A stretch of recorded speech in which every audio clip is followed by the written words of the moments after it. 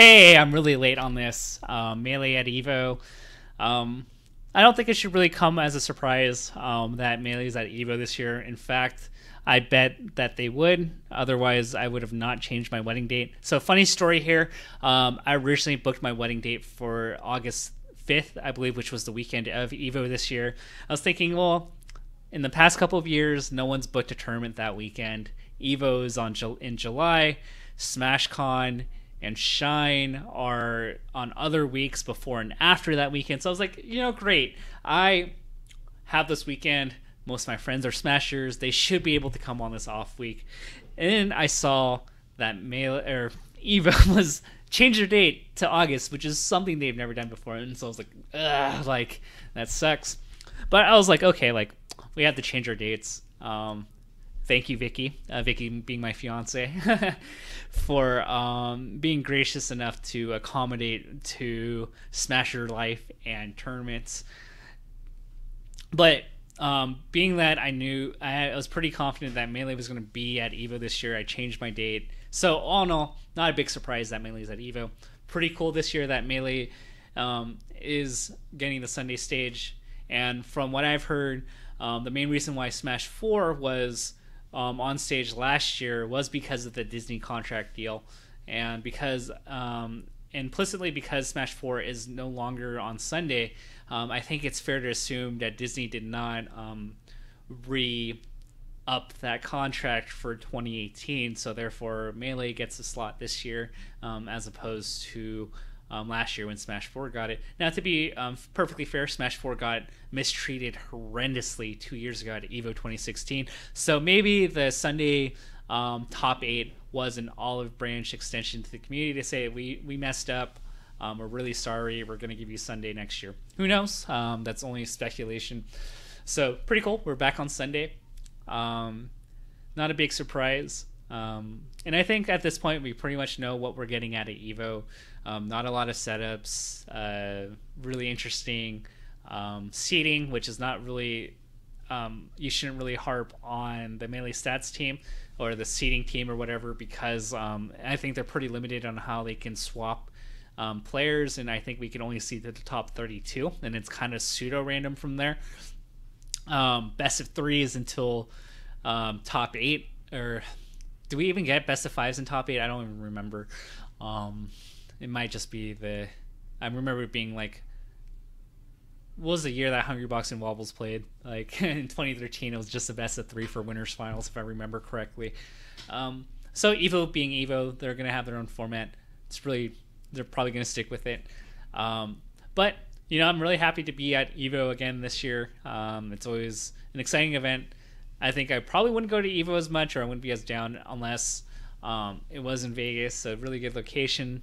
And I'm really excited for it. And I think what I want to talk about here is it's slash like an EVO announcement slash like what I really see in 2018 in terms of the players, and mostly just from like the top. Blur and I talked about this on the Commentator's Curse the other day.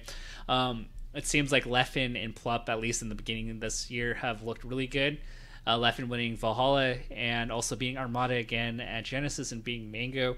It's kind of crazy that in 2018 you can beat Armada and Mango and not even make it to Grand Finals, which is kind of crazy. I don't think a lot of people talk about Leffen's run, which was pretty solid. Beating Armada and Mango and not even making it to Grand Finals feels pretty bad. But it seems like, if we're to look strictly at results, it seems like Plup, Leffen, and Hungry Box are like the front runners. They seem not only like are the results slightly better, and granted, I don't want to be on this like overly recency bias off of one event, but they also seem the most motivated and they seem the most in tune with stepping up their games. And I've talked to Armada, and I think Armada, like, he's in a funk. I think Armada being Armada, like, he's eventually going to figure out something. He always has. Whenever he's gone into like a funk, he comes back even stronger. But at least for the time being, it kind of looks like a struggle. And then it's kind of like when you're at work and you're in your honeymoon phase of work, you're like, yeah, like everything's good. Oh, like they have free coffee. That's great. Oh shoot, like we get to do this. There's happy hours. Like everything you find about work, you like love about it. You like you look past, and then over time you begin to realize, ooh, like the coffee was burnt today, or like, oh, like this coworker has this annoying clicking noise, and like once the honeymoon phase is over, you get less motivated, and what you used to be gung-ho for, like spending extra hours working overtime, you're just like kind of dragging your feet, you're going through the motions, and you kind of wonder like, oh, it's only Tuesday today, like when is it going to be Friday? And I feel like that's where Armada is at with the game. It's not really necessarily like a he can't solve like a matchup or like solve a player. It's more like you kind of feel like when Armada's playing, it's like he's kind of just going through the motions. It's like, okay, like I showed up this tournament, and I'm here and I'm competing, and that's pretty much it that you're getting from Armada. And you also kind of see it in his gameplay where he's not making the gutsy reads. He's not finding the right reads. It seems like he's playing to like maintain his status. He's playing to go like, okay, like this is what works. This is my decision trees. I'm just going to go through the motions. And his decision making has gone from excellent to like making those adaptations that he's made in the past to clutch out these game fives and to clutch out these sets, to now it's like, oh man, like you look scared, to oh man, like your decision making, it's like, oh, like down smash here again, oh, you're dash attacking, these are just like very desperate, I hope these work. And so I think it's like a mentality motivation issue for Armada. And granted, he had that in 2013 or 2012 before he retired, but you kind of see glimmers of that, especially in his decision making, where it's not the A+ adaptations or the A+ decision making. It's like a C level for Armada standards, where he's just kind of just picking, hey, whatever. Whereas in the past, if you really wanted to win, when he wanted to win his first EVO, you saw how he fought for every stock. He was like, okay, I'm not out of this. I'm going to fight to win. I'm going to find a way to win. Whereas it's like, oh, I hope I don't lose. I hope this decision works. Why am I here? So that's kind of the issue with Armada. With Mewtwo King goes through ups and downs. I don't even know how I would solve Mewtwo King. Maybe he hits a groove, maybe he starts grinding, and maybe he starts adding things that Plup has been adding to his game. But I think for a lot of matchups, I think we've said this a lot in the past, I think Mewtwo King needs to refine his gameplay. I think that he's the one thing that's really good about Mewtwo King's style is that he keeps it to the basics, and unless you're really good at the game, you're not going to beat him. And that's always been Mewtwo King's strength, is that he's just so good at keeping the games and the matchups to the basics and the core things of making, just by character matchup alone, making his opponents miserable through like just putting out difficult decision by just virtue of positioning himself pretty well and giving himself favorable rock paper scissors situations where his opponent's really going to have to outplay for damage, and whereas if his opponent makes a small mistake or Mewtwo gets the right read, then he does a lot of damage.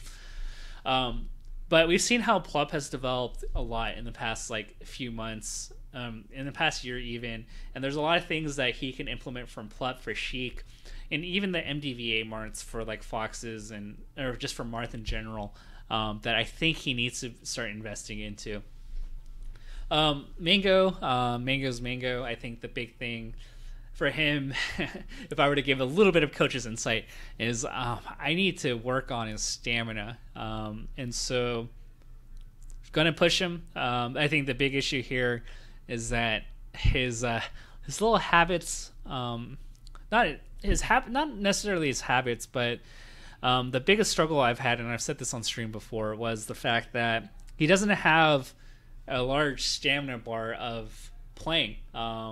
It's only a couple of hours long, and that's become more and more of an issue lately, in terms of trying to figure out how do I maximize the amount of time that he can play an 8 out of 10 or better. Genesis 5, he played tired at the very end of day 2. And I think what we need to do is get on like a diet or like a physical exercise regime where like he's used to playing long hours again. But I think that's like the big issue we have. If I were to talk about Mango could do things to play cleaner, but he does grind and he does practice a lot. So like I'm not going to blame him for that. I think the big issue for Mango right now is just like the stamina, and EVO events are very long, and if we can't even survive top 64 and he loses his stamina midway through like winners top 16, and like he's tired and doesn't play well, then like that's going to be an issue because there's no way you're winning a big tournament from losers top 8 anymore. It's just way too hard. So that's the kind of issue that we're kind of dealing with. Leffen looks good. Plup looks great. Hungrybox looks like Hungrybox. And so I think those are like the 3 front runners right now. Whereas I think Mago, Armada, and Mutaking have kind of issues with mentality and other things that they need to solve like up ahead. Pretty excited. It gives us another shot to win the 3VO. Armada also has EVOs. Hungrybox has an EVO. Maybe it'd be even more interesting if Hungrybox won his second EVO or if Plup wins an EVO. I think all scenarios lead to very interesting storylines. So EVO is always a big event. It's always very exciting, and I'm looking forward to our return to the giant top 8 stage. You guys are excited too.